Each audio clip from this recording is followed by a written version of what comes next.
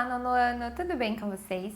Hoje vamos para mais uma aula de arte, aula de número 45, e hoje vamos falar de perspectiva, que é essa visão aí de profundidade, então, de um desenho, de uma pintura.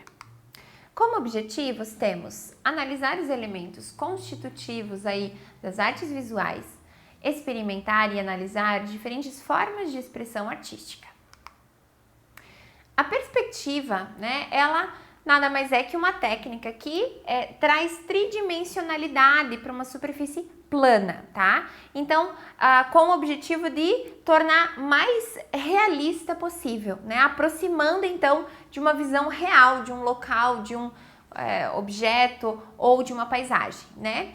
Na história da arte, aí, esse termo, né, perspectiva, ela é empregada aí, de modo geral para designar os mais variados tipos de representação de profundidade espacial. Então, paisagens, construções, né, projetos arquitetônicos, enfim, vem aí trazer essa integração, eu quase diria, porque a gente se sente realmente dentro daquele local, quase como sendo uma fotografia de um local que traz toda essa sensação de profundidade. Foi no Renascimento aí, durante o século XV, XVI, que uma pesquisa científica da visão dá lugar aí a uma ciência da representação. Então, são utilizados aí estudos de ótica, de desenho, para quê? Para criar, né, um modelo, um padrão de regras que deem essa profundidade, tá? Então, essas conquistas, né, da geometria e da ótica acabam por ensinar a projetar, então, objetos, né, em profundidade e que se unem em um determinado ponto, que é então chamado de ponto de fuga. Aqui temos uma representação do afresco do Leonardo da Vinci, A Última Ceia, que é um exemplo, né, de pintura feita em perspectiva, onde se utiliza observando a linha do horizonte, toda a direção do desenho, o ponto de fuga se localiza então na face, né, representado por Jesus Cristo, que é o centro de todo o desenho, a partir daquele ponto que tudo acaba acontecendo ao redor, né? Por isso dá essa sensação de profundidade para o cômodo. A perspectiva, então, dessa maneira, né, ela acaba se enquadrando aí numa preocupação muito grande com ser algo realista, né, que marcou realmente os artistas do Renascimento, todo esse realismo. Então, a partir daí, só foi crescendo e as técnicas aí colocadas em prática, né? E, além disso aí, essa perspectiva dá essa sensação de participar da cena. É como se nós estivéssemos parados ali observando essa rua, né? Com esses prédios. Então, tem toda essa intenção de causar uma sensação de realidade. Pensando em como fazer um desenho com perspectiva, há quatro elementos básicos para que você consiga, então, criar um desenho, né, com perspectiva. São eles o ponto de fuga, que eu já falei antes, que é, então, o local onde todas as linhas se juntam. Há também o ponto de vista, as linhas de fuga e a linha do horizonte. Vamos conhecer cada uma um pouco mais detalhada. A linha do horizonte é onde vai marcar, então, a divisão entre o céu e a terra, tá?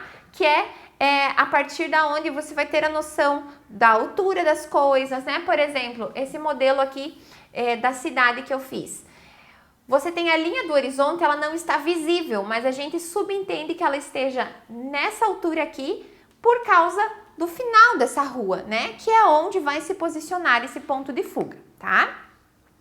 O ponto de vista, ele vem aí de encontro, né, com a linha do horizonte, ou seja, aqui onde está a minha régua, eu tenho a linha do horizonte.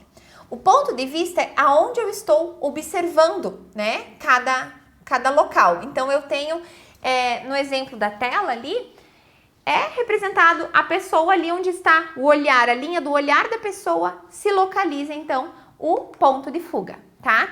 Que é a partir desse ponto de fuga, que tudo ganha forma, que tudo ganha esse volume, então, de representação, tá? Indispensável para para um desenho de perspectiva é a régua, porque você precisa, então, a partir do ponto de fuga, guiar essa linha para que ela tenha essa inclinação adequada, de acordo, então, com a posição, né, do ponto de fuga em relação aos objetos.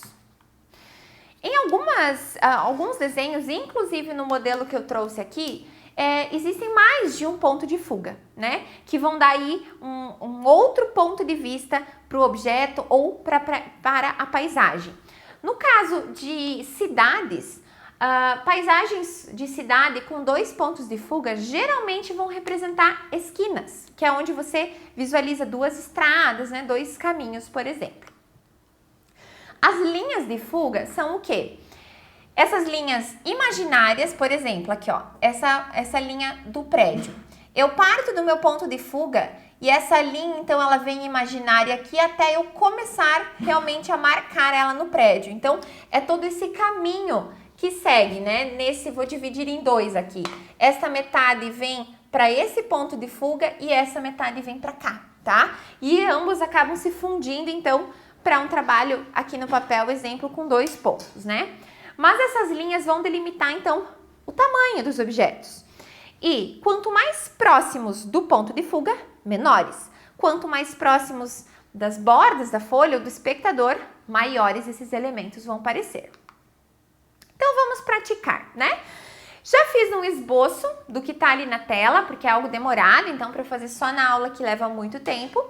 Mas vou usar uma canetinha para visualizar um pouco melhor. Lembrando que sempre é lápis e não muito forte.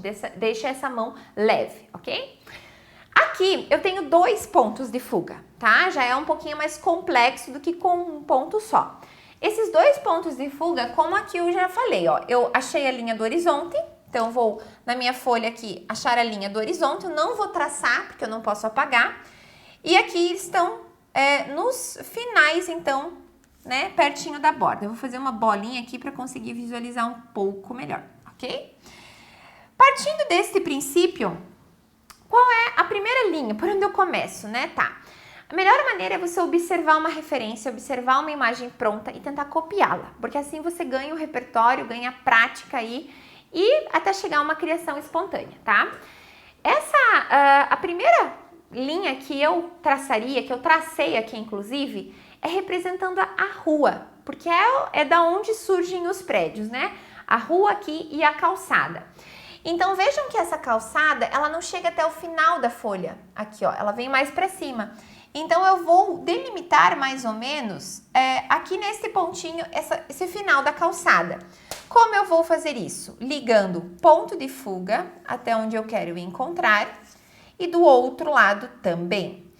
Por que com 2 pontos de fuga se torna mais complexo? Opa, minha régua escorregou ali. Vou refazer. Então, isso é o ruim da canetinha, gente. Sempre dá furo ali, ó. Foi uma linha a mais que nem precisava. A partir daqui, eu tenho, então, ó, essa minha linha pode ser tanto a interna da calçada quanto a externa, tá? Eu vou considerar sendo a externa e eu quero que essa minha calçada venha até aqui, mais ou menos. Eu vou seguir, então, do meu ponto de fuga, agora eu vou apertar essa régua para não deslizar. E aqui da mesma maneira. Como eu estava falando, os 2 pontos de fuga, eles são mais complexos porque você tem 2 direções para se atentar a esses detalhes. Então, torna aí um pouco mais trabalhoso e mais fácil de cometer aí equívocos, tá? Já tenho essa direção da calçada, tá? Para esse meio fio, eu traço, então, uma pequena linha vertical, lembrando que verticais e horizontais permanecem. O que você vai inclinar são, então, tudo que é inclinado vai em direção a um ponto de fuga, ok? Então, para esse meu meio fio, ele vai quase sumir ali no meu ponto de fuga, mas vai ficar aparente, então, aqui no comecinho, vejam. Aqui vai ficar um pouco poluído porque eu escorreguei a minha régua ali, mas tudo bem, tá? Então, desconsidera essa linha aqui de baixo. Tem o meu meio fio. Agora o prédio, tá? Como ele é uma esquina, ele não tem linha horizontal. Então, vejam, ele não tem linhas horizontais, porque eu não estou de frente. Eu estou aqui na esquina vendo 2 ângulos. Então, essa lateral vai seguir essa linha, esse ponto de fuga, e essa lateral este. Eu vou começar com a altura do meu prédio. Quero que ele chegue desse tamanho. Vou, então, essa lateral alinhar com esse ponto e vou traçar essa linha só até onde eu quero que vá esse prédio, que é aqui, no caso. E vou, então, tornar a fazer a vertical. Desse lado, a mesma coisa. Então, eu alinho com o ponto de fuga, traço a minha linha até onde eu quero que esse prédio acabe, tá? A partir disso, ó, eu já tenho essa estrutura, aí eu vou trabalhar com as janelas. Tudo que é vertical permanece vertical, olha ali. Então, as linhas, eu vou começar com essa finalização para eu saber até onde eu quero as janelas. Eu quero até aqui, assim. Então, eu traço essa linha do final das janelas, então cada lado para o seu respectivo ponto de fuga. Vejam que eu quase segui a linha do horizonte aqui. E então, é bacana você fazer marcações para saber a distância, para você não fazer uma janela muito perto da outra e ter aí, né, um alinhamento melhor. Vejam que essa do meio eu fiz a linha toda para mostrar aqui aonde ela vai. Então, ela caminha até aqui para então dar essa inclinação. E do outro lado, eu não vou fazer ela, vou fazer só o prédio. E lembrando, sempre tem que alinhar com o ponto de fuga. É a tua linha de partida para tudo. Fiz esse prédio da esquina, você pode fazer portas, janelas, como você quiser. Vou exemplificar em um outro prédio para mostrar como tornar ele que pareça que esteja atrás um do outro. Vou começar novamente com a altura que eu quero desse prédio. Vejam que ele está próximo aqui. Observação, é você olhar detalhes, ok? Então, vou subir aqui, ó, ele é mais alto, ele vai um pouquinho do lado, então fiz essa altura. Aqui eu quero que ele vá até mais ou menos só aqui, assim. Então, eu vou, o quê? Pegar o meu ponto de fuga desse lado, ó, ele vai pra lá. E vou, então, terminar esse meu traço. Já fiz essa lateral que tá para esse meu lado direito aqui no caso. Até onde eu quero que esse prédio vá, então, até aqui assim, e vou o quê? Alinhar, tá? É bacana usar uma régua transparente que você consegue olhar, né? Ver até onde vai a linha, ou fazer como eu fiz, em vez de assim que você não vê o teu prédio, posiciona a régua para cima, tá? E tudo, então, que vai, a inclinação das janelas, tudo que é inclinado vai para o ponto de fuga desse lado para cá e desse lado para cá, ok? Então, são algumas dicas aí práticas para você chegar num desenho completo de perspectiva.